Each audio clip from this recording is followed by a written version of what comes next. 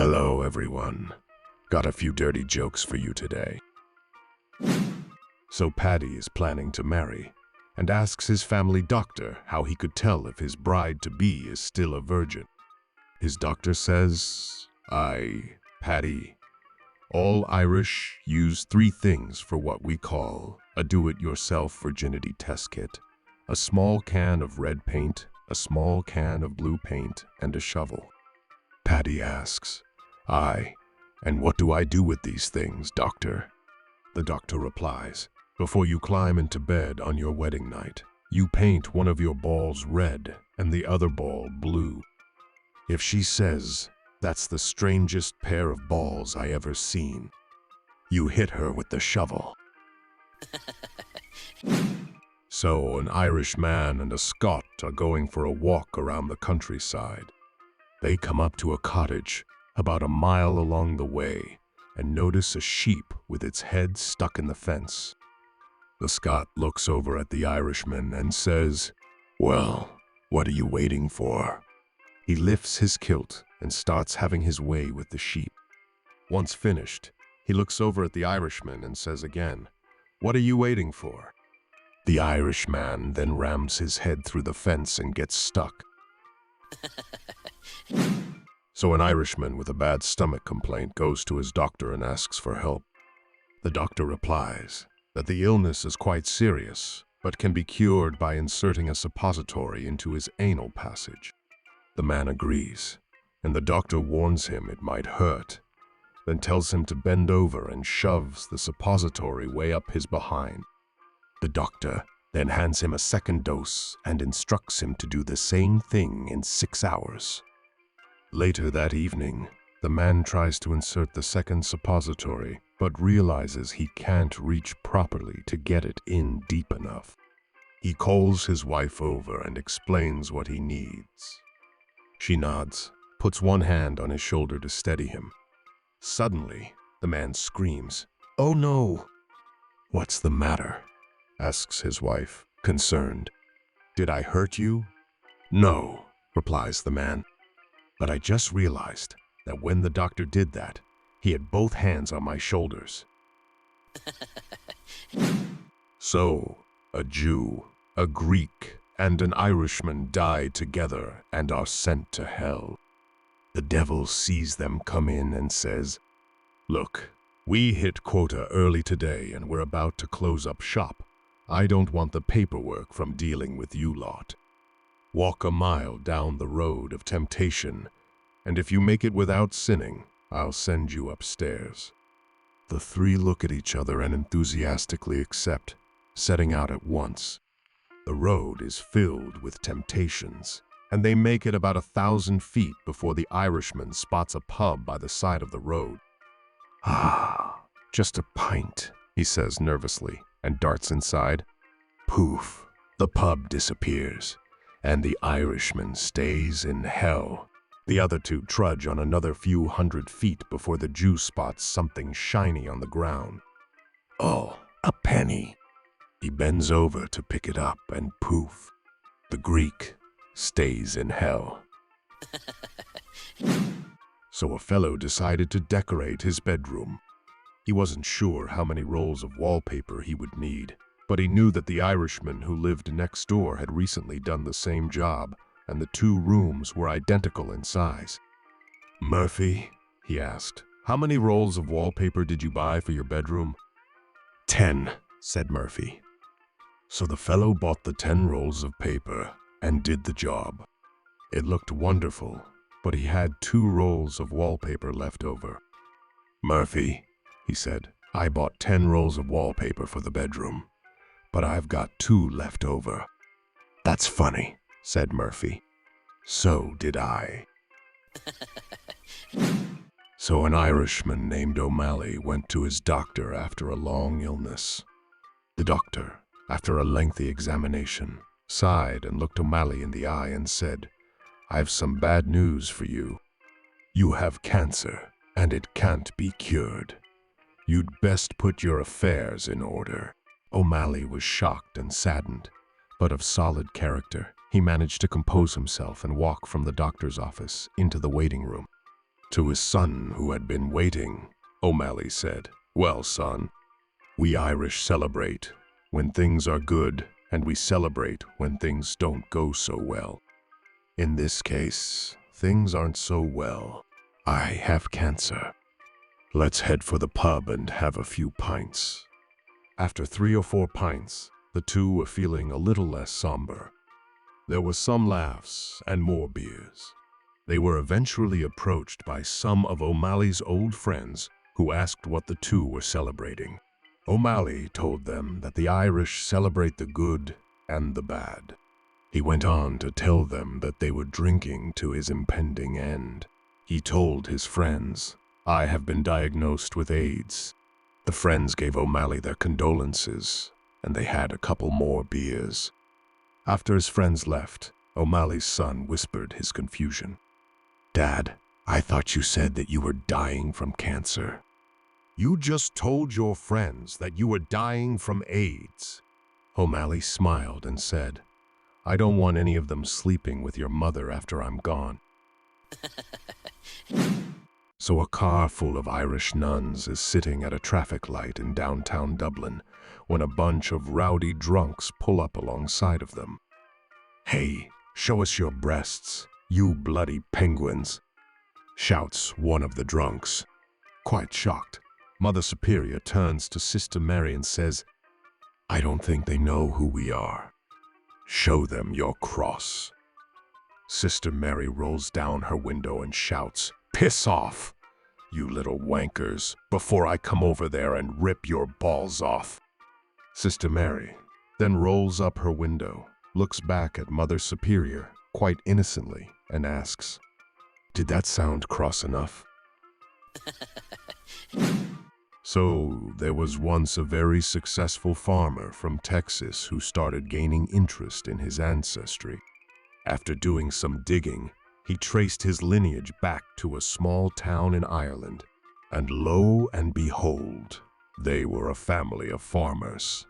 So he packed his bags and took a trip to Ireland to visit the small town to see if he could track down some of his kin. After landing in Dublin and driving an hour outside of the city, he stopped in a pub to grab a drink and start asking around about his family. The Texan sat down, ordered a pint, and started talking to the Irishman sitting at the bar.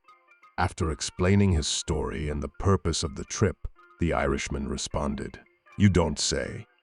I've never heard of your family, but I'm a farmer as well. Tell me, what's it like farming in Texas?" "Gladly," the Texan said. "Farming in Texas has been quite lucrative for me. If you started out in the morning and drove west, you could drive all day before you reached the end of my property. And if you started the next day and drove east all day, you wouldn't reach the end of my property. Same thing north and south. You could drive either direction all day and you wouldn't reach the end of my farmland."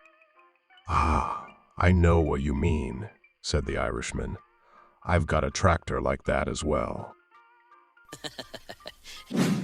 So an Irishman who had a little to drink is driving home from the city one night. And, of course, his car is weaving violently all over the road. A cop pulls him over. "So," says the cop to the driver, "where have you been?" "Why, I've been to the pub, of course," slurs the drunk. "Well," says the cop, "it looks like you've had quite a few to drink this evening." "I did all right," the drunk says with a smile.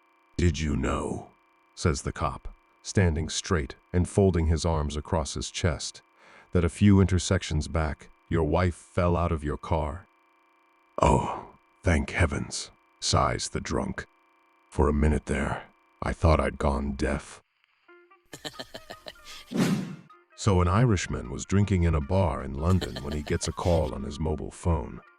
He orders drinks for everybody in the bar as he announces his wife has just produced a typical Irish baby boy weighing 25 pounds. Nobody can believe that any new baby can weigh in at 25 pounds, but the man just shrugs. "That's about average up our way, folks. Like I said, my boy's a typical Tipperary baby boy." 2 weeks later, the man returns to the bar. The bartender says, "Say, you're the father of that typical Irish baby that weighed 25 pounds at birth, aren't you?" Everybody's been making bets about how big he'd be in 2 weeks. "So how much does he weigh now?" The proud father answers, 17 pounds. The bartender is puzzled and concerned. What happened? He was 25 pounds the day he was born. The father takes a slow swig of his Jameson Irish whiskey, wipes his lips on his shirt sleeve, leans into the bartender, and proudly says, "Had him circumcised." So it was raining hard and a big puddle had formed in front of an Irish pub. An old man stood beside the puddle holding a stick with a string on the end and jiggled it up and down in the water. A curious gentleman asked what he was doing. "Fishing," replied the old man. "Poor old fool," thought the gentleman. So he invited the old man to have a drink in the pub. Feeling he should start some conversation while they were sipping their whiskey, the gentleman asked, "And how many have you caught?" "You're the 8th, he replied.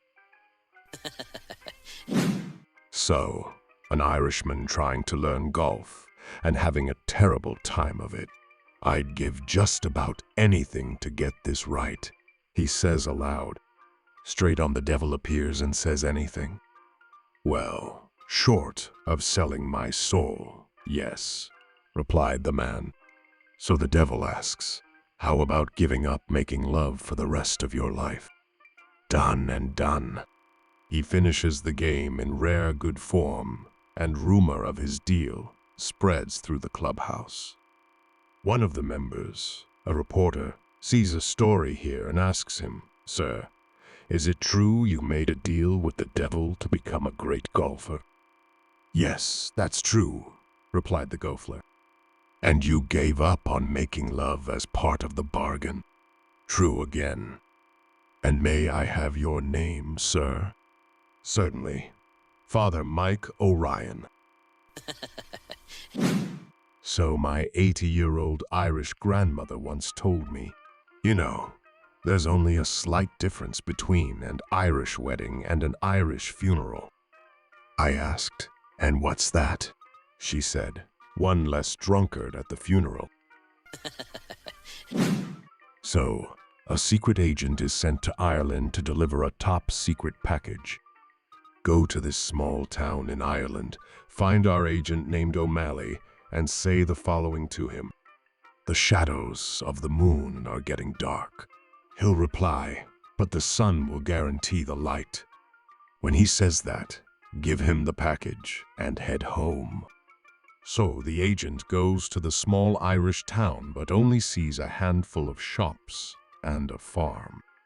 He walks up to the farmer and says, "I'm looking for a man named O'Malley." The farmer replies, "You need to be more specific than that. The bank manager is named O'Malley, the butcher is O'Malley, the undertaker is O'Malley, and for that matter, I'm O'Malley too." Hearing that he says to the farmer in a hushed voice, "The shadows of the moon are getting dark," the farmer replies, "Oh, you're looking for O'Malley the spy. He lives in the next community west." So in Ireland, the 99-year-old Mother Superior laid quietly in bed. She was dying. The nuns had gathered around her bed, laying garlands around her and trying to make her last journey comfortable. They wanted to give her warm milk to drink. She declined. One of the nuns took the glass back to the kitchen. Then, remembering a bottle of Irish whiskey that had been received as a gift the previous Christmas, she opened it and poured a generous amount into the warm milk. Back at Mother Superior's bed, they lifted her head gently and held the glass to her lips. The very frail nun drank a little, then a little more, and before they knew it, she had finished the whole glass down to the last drop. As her eyes brightened, the nuns thought it would be a good opportunity to have one last talk with their spiritual leader. "Mother," the nuns asked earnestly, "please give us some of your wisdom before you leave us." She raised herself up very slowly in the bed on one elbow, looked at them and said, "Don't sell that cow." So, 3 dead bodies turn up at a mortuary, all with very big smiles on their faces, and the police call on the coroner to investigate. "First body," says the coroner, "Pierre Dubois, Frenchman, 70, died of heart failure while making love to his 20-year-old mistress." "Hence the smile," says the coroner. "Second body is Gregory Campbell, Scotsman, 25, who won $50,000 in the lottery. Spent it all on whiskey. Died of alcohol poisoning. Hence the smile," he says. The police inspector asked, "So what about this third body?" "Ah," says the coroner, "this is the most unusual one. Paddy Murphy, Irish, 30, struck by lightning." "Why the broad grin then?" inquires the inspector. "He thought he was having his picture taken." So 3 men are playing golf with their wives. The Englishman's wife steps up to the tee, and as she bends over to place her ball, a gust of wind blows her skirt up and reveals her lack of underwear. "Good God, woman, why aren't you wearing any knickers?" her husband demanded. "Well, you don't give me enough housekeeping money to afford any," she replied. The Englishman immediately reaches into his pocket and says, "For the sake of decency, here's 30 pounds. Go and buy yourself some underwear." Next, the Irishman's wife bends over to set her ball on the tee. Her skirt also blows up to show that she is wearing no undies. "Blessed Virgin Mary, woman, you have no knickers." "Why not?" he exclaimed. She replies, "I can't afford any on the money you give me." He reaches into his pocket and says, "For the sake of decency, here's 20 pounds. Go and buy yourself some underwear." Lastly, the Scotsman's wife bends over. The wind also takes her skirt over her head to reveal that she too is naked under it. "Sweet mother of Jesus, Aggie, where the hell are your drawers?" he asked. She too explains, "You didn't give me enough money to be able to afford any." The Scotsman reaches into his pocket and says, "Well, for the love of Jesus and the sake of decency, here's a comb. Tidy yourself up a bit." So an Irishman took his son to the bar on his birthday to buy him his first drink. The father ordered his son a stout, a classic Irish beer. But to his surprise, the son didn't like it at all. The father, not wanting to disappoint his son, decided to drink it himself and ordered an ale for his son. Again, the son didn't like it, and the father decided to try a different approach by ordering a cider. But it seemed that the son didn't like any of the drinks his father ordered, whether it was lager, cider, or cream ale. Each time, the father would try to convince his son to give the drink a chance, but the son was stubborn and refused to drink them. After several failed attempts, the father was feeling frustrated. He decided to order a whiskey, a drink that no real man could refuse. But to his surprise, he didn't like any of the Irish whiskeys the father ordered.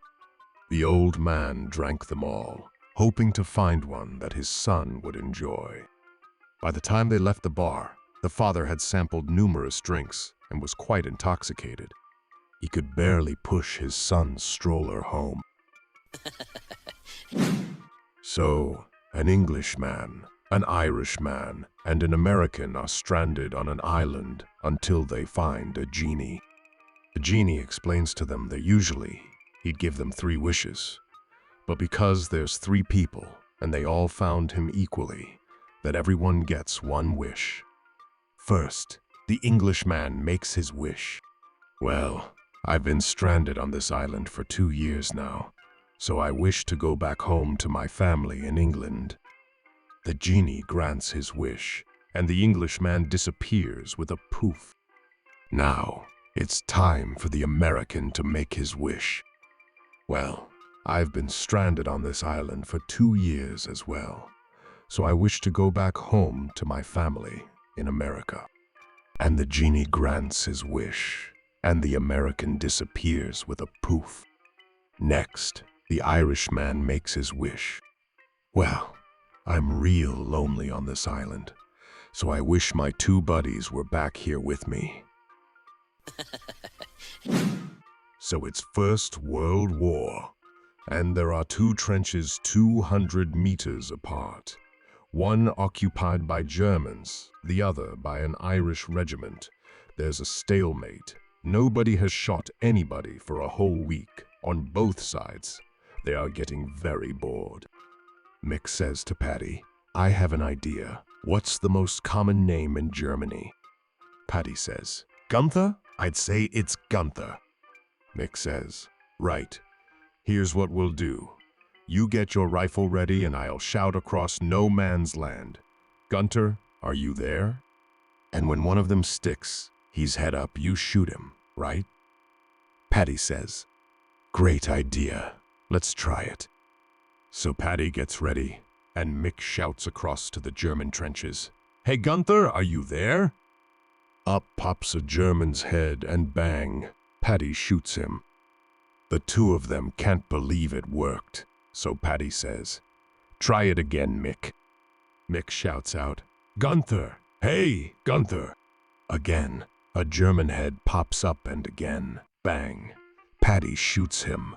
They can't believe their luck, and 7 more times they do it, and each time a head pops up and Paddy shoots him. The Germans are getting a bit sick of this, so Fritz says to his buddy Herman, "What is the most common name in Ireland?"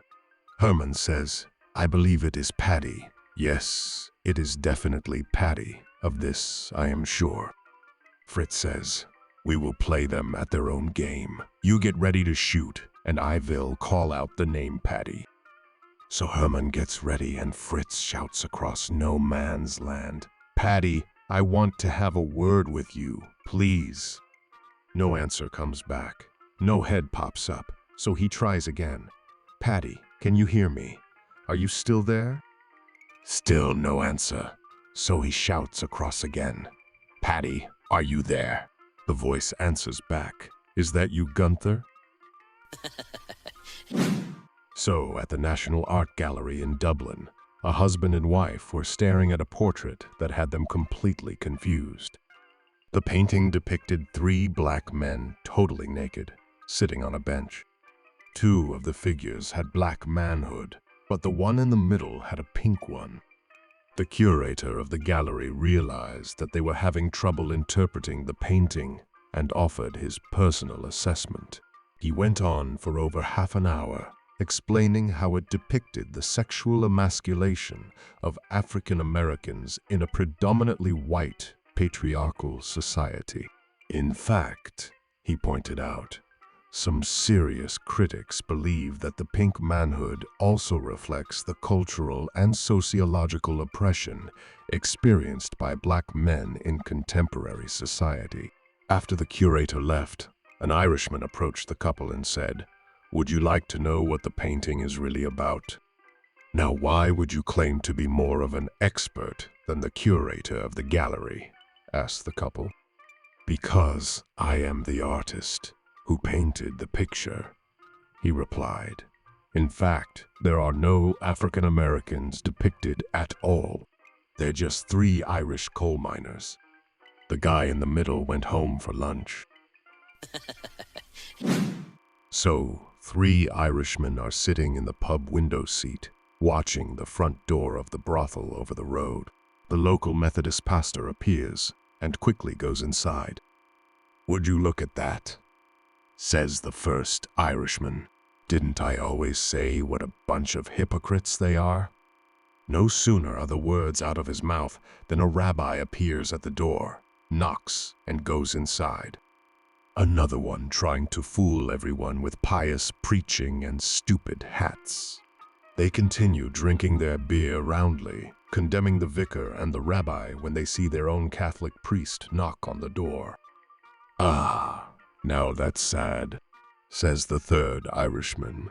"One of the girls must have died." So two Irish mothers, Kate and Lorna, were talking about their sons. Kate says, "My Patrick is such a saint. He works hard, doesn't smoke, and he hasn't so much as looked at a woman in over 2 years." Lorna responds, "Well, my Francis is a saint himself. Not only hasn't he not looked at a woman in over 3 years, but he hasn't touched a drop of liquor in all that time." "My word," says Kate, "you must be so proud." "I am," announces Lorna, "and when he's paroled next month, I'm going to throw him a big party." So after living in the remote countryside of Ireland all his life, an old Irishman decided it was time to visit Dublin. In one of the stores, he picks up a mirror and looks into it. "Not ever having seen a mirror before," he remarked at the image staring back at him. "How about that?" he exclaims. "Here's a picture of my father." He bought the mirror thinking it was a picture of his dad, but on the way home he remembered his wife didn't like his father, so he hung it in the shed, and every morning before leaving to go fishing, he would go there and look at it. His wife began to get suspicious of his many trips to the shed. So, one day after her husband left, she went to the shed and found the mirror. As she looked into the glass, she fumed. So that's the ugly woman he's running around with. So one day, an Irishman is walking through the forest when he stumbles upon a Leprechaun stuck in a tree. The Leprechaun pleads with him to help, but the Irishman just shakes his head and says no. Finally, the Leprechaun says, "If you get me out, I'll grant you 2 wishes." The Irishman thinks it over and agrees. After freeing the Leprechaun, he says, "All right, for my first wish, I want a cup that automatically refills with whiskey every time I finish it." Poof! Just like that, a cup appears on a tree stump. The Irishman picks it up, takes a sip, and sure enough, as soon as he empties it, it magically refills. Delighted, he drinks it down again, and again, and again. Finally, the Leprechaun clears his throat and says, "Ah, you still have one more wish." The now very tipsy Irishman turns to him and slurs, "I'll take another one of these." So an Irishman, an American, and a Japanese man are sitting in a sauna, chatting away, when suddenly a buzzing sound comes from the American. He stands up and says, "I'll be right back." The Irishman and the Japanese man exchange puzzled looks. A moment later, the American returns and says, "Isn't technology amazing? That buzzing sound you heard was my pager. It's built right into my arm." The Irishman is a bit stunned. A few minutes later, a ringing sound comes from the Japanese man. He says, "Excuse me for a moment," and steps out. When he returns, he says, "Isn't technology wonderful? I have a cell phone built right into my hand. The speaker is in my hand, and the earpiece is in my shoulder." Well, that's enough for the Irishman. He stands up and says, "Right, I'll be back in a second." He walks out of the sauna. A couple of minutes later, he strolls back in with a long trail of toilet paper hanging out from his backside. The American and the Japanese man stare, baffled. The Irishman looks at them and says, "Oh, don't mind me. I'm receiving a fax." So 3 poor souls are languishing in Gulag and have violated the camp curfew.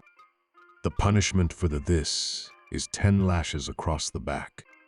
The camp warden is a somewhat compassionate, and he allows the 3 to choose one item to place on their backs to minimize the injury. The first prisoner was a German scientist. and, thinking himself brilliant, asked that they spread motor oil across his back, hoping the lubrication would cause the whip to slide off rather than stick.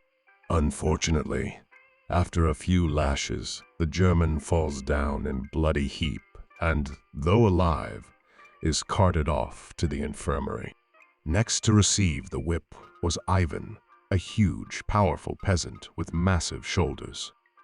When asked what he wanted on his back, he laughed. "I am Ivan, pure Russian. I want nothing on my back."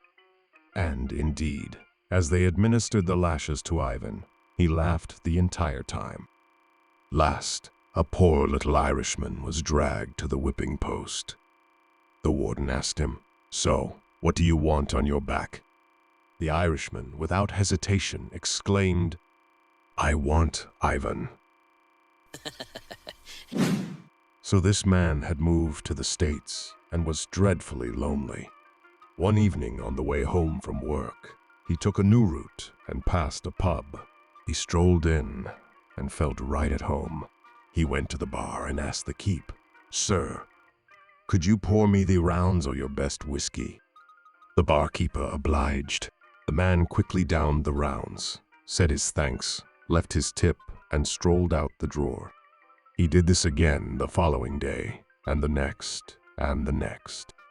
One day, the barkeep asked the man why he always came in, ordered 3 shots of whiskey, quickly drank them, and then left. The man replied, "You see, back home in Dublin, my elderly father, brother, and I all worked in the same shop. On the way home, we would always duck into the pub and have a quick dram before going home to the missus. I miss my family, and I'm drinking in honor of them." Deeply touched, the barkeep told him the drinks were on him. The man continued this routine until spring. Then one day he came in and ordered 2 drinks. The barkeep was taken aback. He'd already set the glasses when he saw the man stroll into the bar. His eyes moistened. He asked the Irishman, "Was it your dad? Has he passed?" The Irishman, looking somber and grieving, replied, "Oh, no. It is just that I've been to the doctor and I must quit drinking." So an Englishman, an Irishman, and a Scotsman are using the urinal. The Irishman finishes first, goes to the wash basin, and lathers his hands up thoroughly before rinsing off with a gallon of water, then dries his hands on a stack of paper towels and says, "In Ireland, we are taught that cleanliness is next to godliness." The Scotsman takes his turn and uses a tiny wipe of soap, a few drops of water, and a single paper towel and says, "In Scotland, we are taught to be frugal in our use of valuable resources." Finally, the Englishman zips up and heads for the door, saying, "In England, we are taught not to piss on our hands." So, an Irish woman is walking down the street with her blouse open, exposing one of her breasts. A nearby guard approaches her and remarks, "Madam, are you aware that I could cite you for indecent exposure?" "Why, officer?" asks the woman. "Because your blouse is open and your breast is exposed." "Oh my goodness," exclaims the woman. "I left my baby on the bus."